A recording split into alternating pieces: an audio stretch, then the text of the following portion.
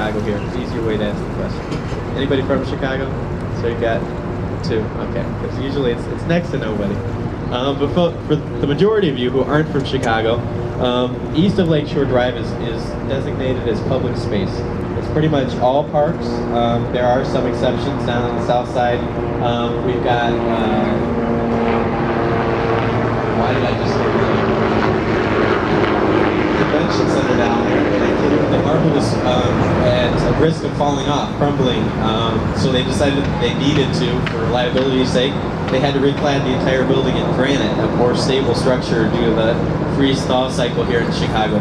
So believe it or not, they reclad the entire building, took off all the marble, and put up granite at a cost. It's rumored that the cost to reclad the building was more than the building cost originally in 1973. So quite a hefty price to pay. It was originally built for Standard Oil's actually structure. This is fun. And it is actually structure. And the dark skin also became a trademark of Chicago. This right here is Centennial Fountain. It marks, it's there to commemorate the founding of the Metropolitan Water Reclamation District of 1889. The fountain, and the canals were dredged at a lower grade than the lake, so gravity brought the lake back, or brought the river water back into the lake. Simple solution to a tough problem. This area has buildings on this, but it has a master plan, meaning it is a planned development. The building we're seeing right now up in front of us is NBC. The City Front Center, like I said, had rules and regulations and guidelines to follow. And the way the NBC Tower went along with that is, if you notice about 2/3 of the way up the building, there are what we call implied flying buttresses. They're not necessarily structural. But you see how the structure goes past flying buttresses as a central feature of the building. I thought it's crown, and I'll point those out. But they're really trying to connect the two buildings and really make it seem as a space as opposed to two individual buildings. The Equitable Building is what I'm going to talk about next. It's this tall steel and glass building, almost directly on the right, done also by SOM, Skidmore, Owings & Merrill, in 1965. It was originally built for the Equitable Life Assurance Society of New York. It's a 35-story office complex with a steel structure. And it too had to conform steel frame with a limestone exterior. You notice at the top are those flying buttresses I was talking about earlier. Going underneath Michigan Avenue right now. Don't want to be too tall as we go underneath here, but it's sited here in Chicago. It's the site of the original Fort Dearborn, which is the first governmental site. It's also the site of where the first settlers settled, which was right basically in front of the Equitable Building here. This is the Wrigley Building, designed by Graham Anderson, Probst & White in 1919. It was the centerpiece of Daniel Burnham's master plan of Chicago. Daniel Burnham is a significant person in Chicago.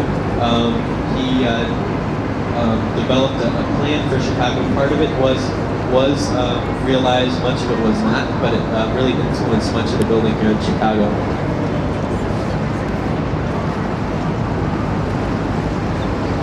The IBM building is the building I'm going to talk about next. It's IBM Plaza, which is this big, tall monolith building in front of us. Very significant building in Chicago, especially for architects' minds. It's because it's Mies van der Rohe's last building. It was completed after his death in 1971. It is a 52-story office building. It really exemplifies the maturity of Mies's design work.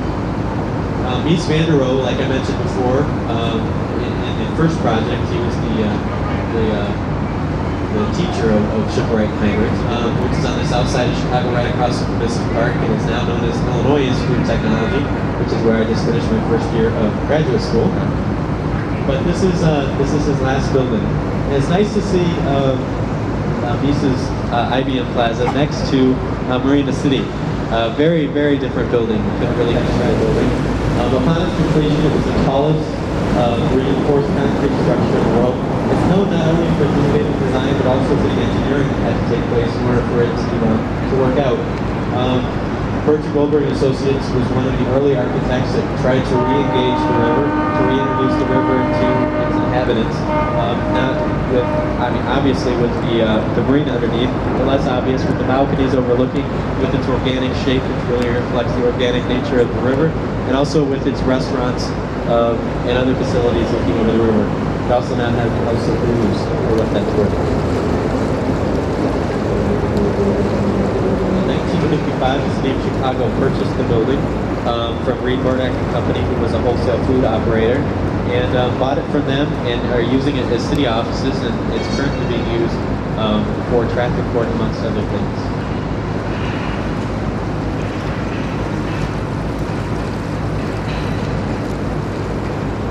The Eastland disaster, a disaster that happened here in Chicago, is worth mentioning, happened right about Merchandiser here in Chicago.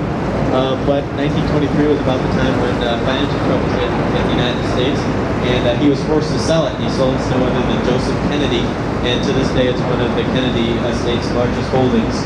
Upon its completion, it's 4 million square feet of space. It's the largest building in the world. It was only superseded, rather, business leaders. Marshall Fields is up there, Woolworth, a couple past presidents of Sears. Wolf Point is where we're coming to right now, and don't worry, I'll talk about this building on our way back down the river. But this is Wolf Point. Wolf Point is a place where the 3 branches of the river meet. We just came down the east branch of the river, which is Village.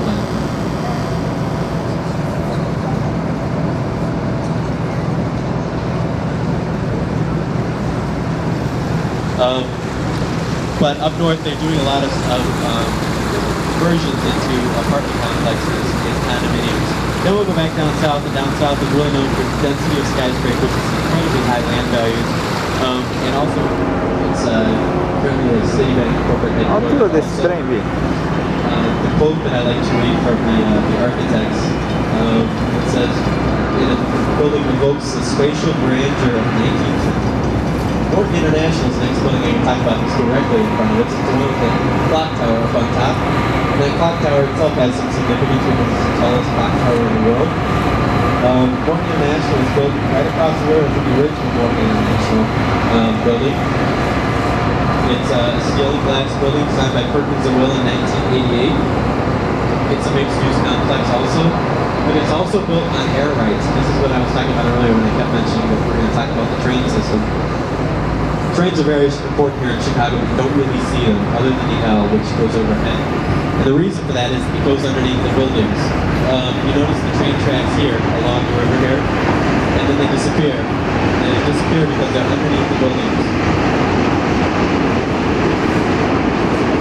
The railroad saw a great opportunity to make some money. Land value along the river is very, very high. And they had, it's kind of fun, it's the first time I saw it, is you can literally see all the way through some of these buildings. You can see the trains occupying the space underneath. Pretty interesting. Pretty scary, though, too. Talking a little bit more about Morton International, which is coming up here on our right, the one with the clock tower. Not only was it a difficult site because of the air rights and it being built on stilts, but it was also difficult because it was very long and very narrow. You see the face, or at least what we consider the face of the building here, is relatively narrow, but it goes back for quite a while. They tried to solve that with using geometric shapes, very regular shapes, and trying that portion of the building are repealed. The reason those I-beams exist is because this back half of the building here on is cantilevered. What cantilever means is it's hung. It's not supported from underneath. The primary support for this portion of the building is that portion of the building, believe it or not.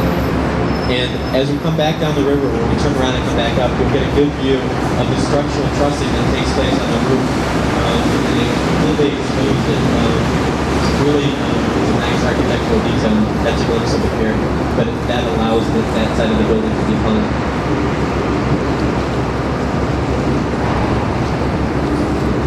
Riverside Plaza is directly to our right now. It was done by Halliburton Group in 1925. It was formerly the headquarters of the Chicago Daily News back in its heyday, back when it existed. In the 20s and 30s, it was used also as a social center for Chicago. This plaza out front, they used to have big bands and other entertainment. Gateway Center is another land development.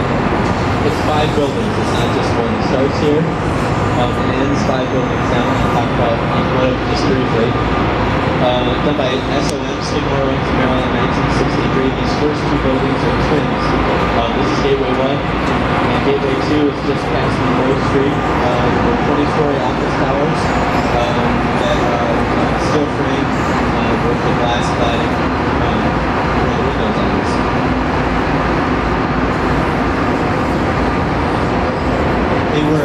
They were set to mimic the an historical warehouses right on the front.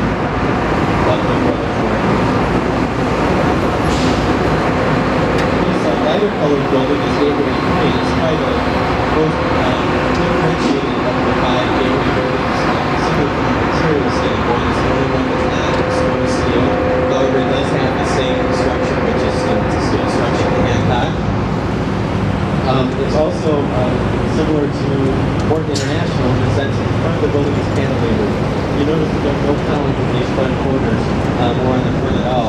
That building is actually supported by the building behind it, or by itself. And this whole front is cantilevered. The cantilever shows where the commuter entrance to the Union Station is. You go on leave there, and you get into the transit center.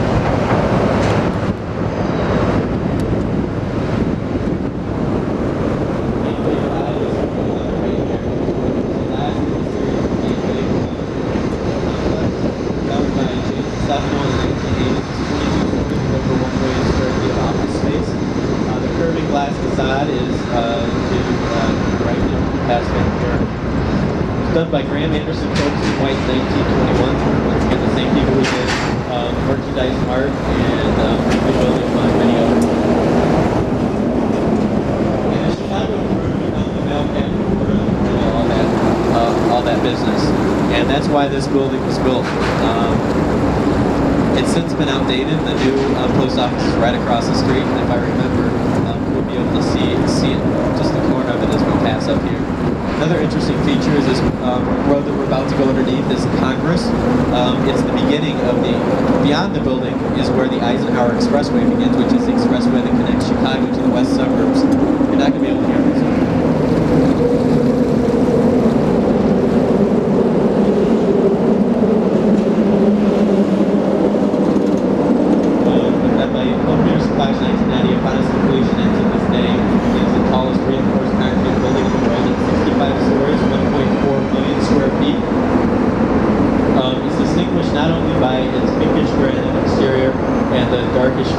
Reflective glass that goes all the way up on the vertical side of the building, but also for its crown, which is it's length and trading floor. We'll see the trading floor as we go by. But the 2 office towers are 1.1 million square feet each. It's a flank trade done by Graham Anderson Folks in White, name you've heard many, many times. Building right across the river too. In 1927, the complex houses not only the Opera House, but also a smaller civic theater and a 45-story office building. Success right there in the center. You can just see the back of it there. It was built at a time when the Chicago River was not communicating. It was nasty and gross. Not too many people wanted to be on a tour boat going down the river. So they built that solid masonry wall and really, literally turned it back.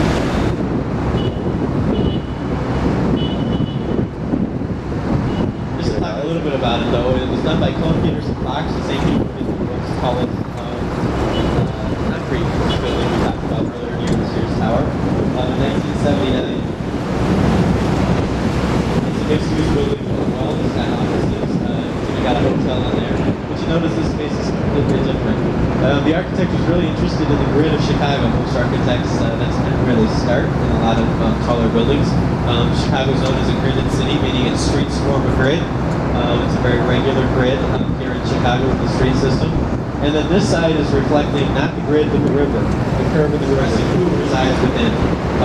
It's an H-shaped plan, which really gives the building a strong like appearance. It looks like a huge throne in many respects. They wanted to promote a very conservative, very strong image for the bankers who were inside. This building right here is the RR with its own style. The original tenants of that building were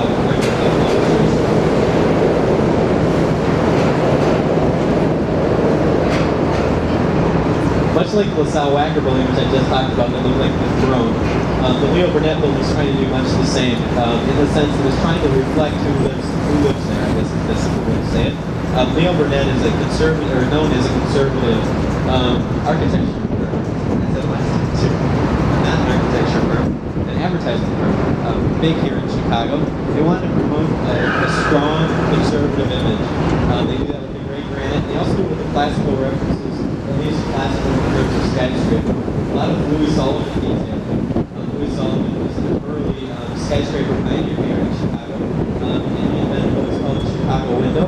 You can see that on the corners of the building. The Chicago window is basically a window that juts out from the building and turns and goes back into the building. But originally, the sides of those windows were for ventilation, so you could get cross ventilation and get some air going through prior to the days of air conditioning. That no longer is true on these windows, I don't believe. I don't know that they open.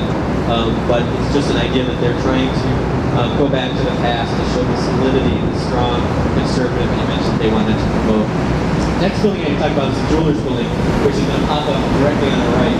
It's got some very strong terracotta detailing. It's called the Jewelers Building because that's exactly who resided there. Another example of trying to reflect the people inside. The detail work was important to the jewelers. They wanted to say, hey, we're detailed people. We want you to see our craft on the outside. And that way, they didn't have to worry about being robbed from the street. It's less merchandise that they're carrying. And didn't have to worry about that. The irony of the whole thing is that up on top, you see the tall intrusion up on top. That was an old Al Capone speakeasy. So, some interesting neighbors on that elevator as you're going up.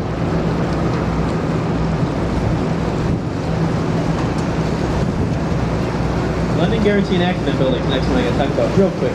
This right here, it's a classical building on a very significant site, right at the head of Michigan Avenue. It's where the site of the original Fort Dearborn, or right around the site of the original Fort Dearborn, City Front Center.